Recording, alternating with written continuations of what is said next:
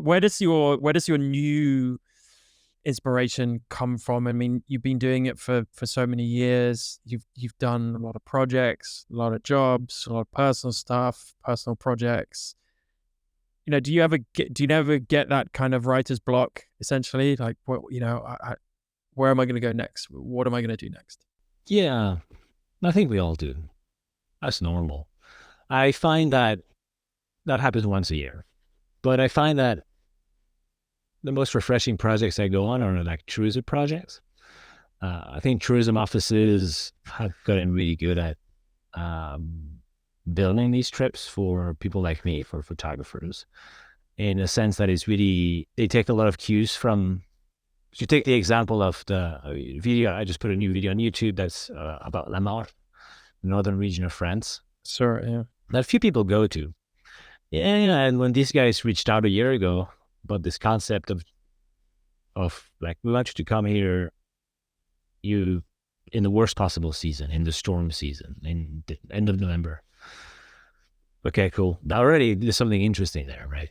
And then after that, I've done enough tourism projects to know that it's a bit shallow sometimes. Most of the time, you're just gonna go see nice places and leave. You've never really been there. So it's like this time I really want to connect with a lot of different people, because I think that what makes a destination, although this sounds cheesy, but it's true, what makes a destination is the people there. Yeah. So who do I meet? So I really press them for connections to farmers and just people off the land, who lived off the land, who have a story to tell, a different point of view, athletes who live there, who've decided to live there, although it's hard for their sport, right? If you're a mountain bike athlete, La Moche doesn't have a lot of mountains, right?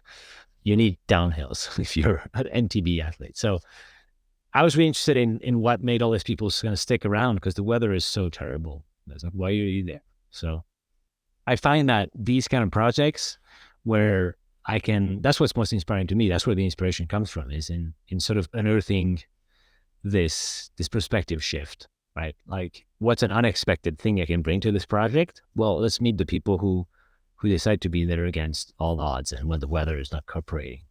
That is my form of inspiration, is bringing this simple idea, like, what if, or wouldn't it be cool if, insert question there. Yeah, love it.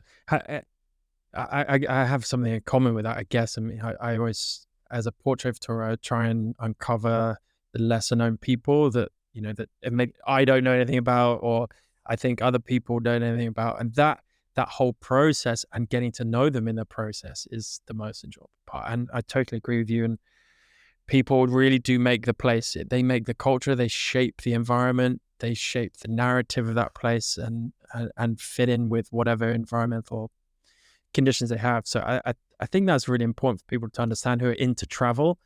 It's not about going to a place and getting a few shots for your Instagram. It's about really meeting the people, learning about who they are and why they're there, and what generational history they have, what cultural practices they have, and what language they speak. Just all of that, right? It's just fascinating.